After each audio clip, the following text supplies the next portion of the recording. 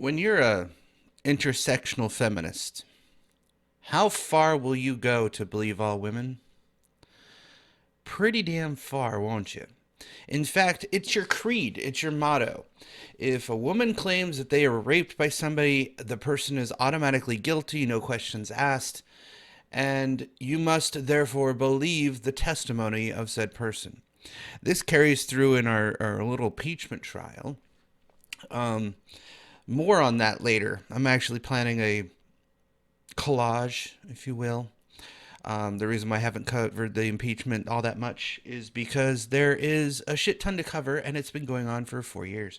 So I figured, you know what? I'll go from start to end of all the shit and lies that they've said over the last little while, and then the script flipped between Russia and Ukraine. Why not? Because it was clear from the beginning, for those of us that pays attention, anyways, that they had nothing. Anyways, back on point. An intersectional feminist will tell you that you must believe all women. Doesn't matter if it's true or not.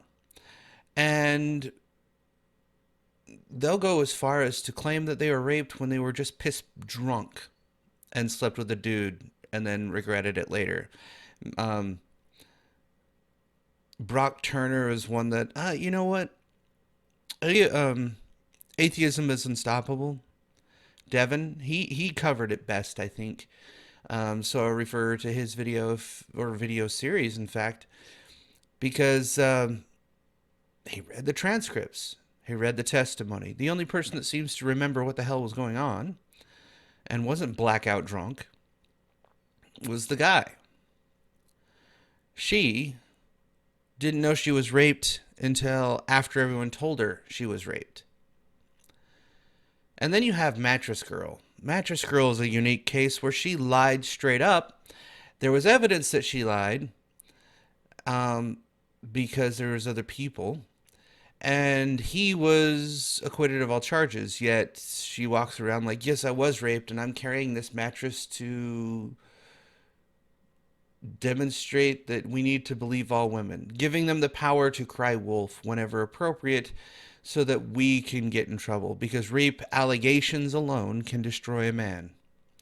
Not actual factual charges that could get you killed, actually. If you go to prison and live out the rest of your days in prison, both pedophiles and rapists get their own special ring in prison. Why? Because they end up dead in 24 hours otherwise. Not even serial killers, murderers, thieves, and whatever else goes to prison like a rapist. They die. Straight up. And the reason why I bring this up is because there was a tragedy. The great meme of Colby can no longer be uttered. Kobe Bryant is now dead at 42. He's my age. My age, and able to use a private helicopter to take his daughter to a game. Her game, in fact. She's a basketball player, at least was. Um, it sounds like it was engine failure. It sounds like what happened was they were flying low anyways, and engine failed, and they just fell like a rock, like a helicopter would. Hopefully, it was painless, because that kind of sucks. But leave it up to an intersectional feminist to do something like this. Kobe Bryant's disturbing rape case, the DNA evidence, the accuser's story, and the half confession. So the Daily Beast and this Andy Baird. Andy is definitely an intersectional feminist that works for Bud's News. A yay complains about the Mets and writes democratic stuff. So in other words, biased, insane, socialist, and, you know, the list goes on. Kobe Bryant's disturbing rape case, DNA evidence, and the accuser's story. I am not going to click on this shit. I don't click on any of this kind of stuff. And there's one incident that will always taint his career. He was accused of rape. It was never proven. He did not confess to it. This half confession shit was that he apologized she feels this way. But shit did not happen the way she thought. It's really pathetic. The man's dead.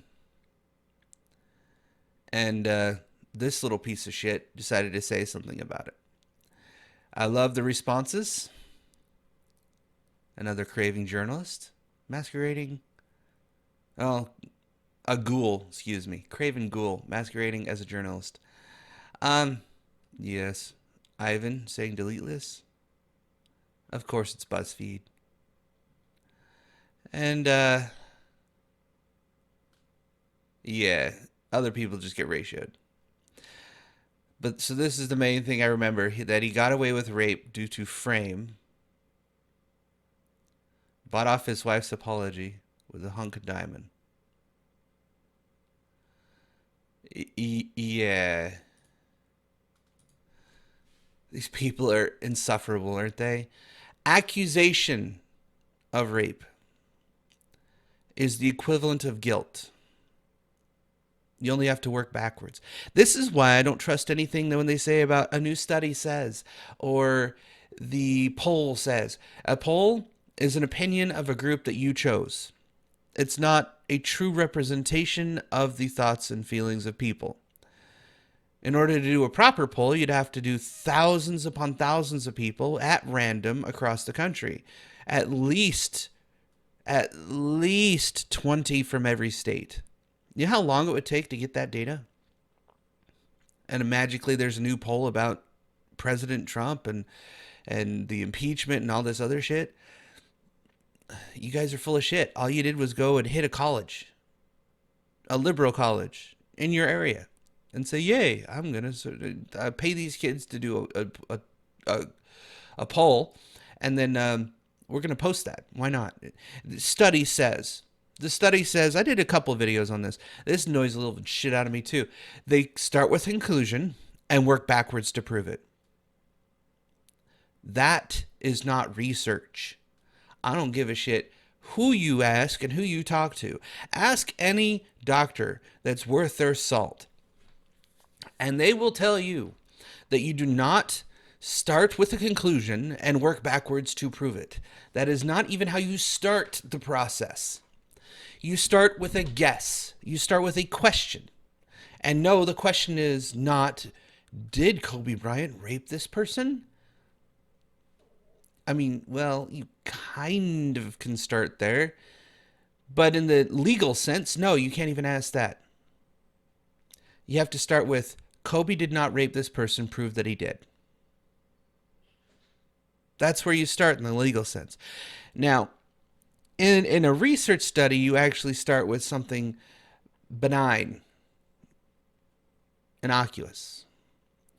And then you work to either prove or disprove the null. So you could take the same thing. Kobe Bryant didn't rape this person. Prove that he did. It is very similar to the way you would do research. The null hypothesis would be Kobe didn't rape anybody. The affirmative would be that he did. You have to prove that he did by trying to reject that he didn't. To use the same stupidity this freaking BuzzFeed journalist decided to write. Here's the problem with the modern left and the corruption of academia. And the reason why I don't want my kids going to any college that puts this shit in their curriculum and wastes everybody's time by forcing them to take it. And most importantly, no Ivy League schools. They have lost their way. They're trash. No Cambridge, no Yale, no Harvard. Nothing. No way in fucking hell. All those people in those colleges are clinically insane. Their professors are weak-kneed, pathetic little bitches. They can't even tell their students, you're here to learn, some bitch. If you don't want to learn, there's the fucking door. No, it's, We are trying to create a culture of learning and understanding while being tolerant of others. No, you're not there to be tolerant. You're there to be a prick. Pass my test or get the fuck out. Oh, you paid a lot to be here? So what? I mean, seriously. The way they even submit for journals and stuff, it's the same shit. They assume guilt before there's innocence. Proven. You have to prove your innocence instead of proving your guilt. Makes no goddamn sense. So I saw this. I decided to go through it because it was mentioned by my wife this morning too. That didn't he have that rape case a while back? I was like, yeah, he was proven innocent.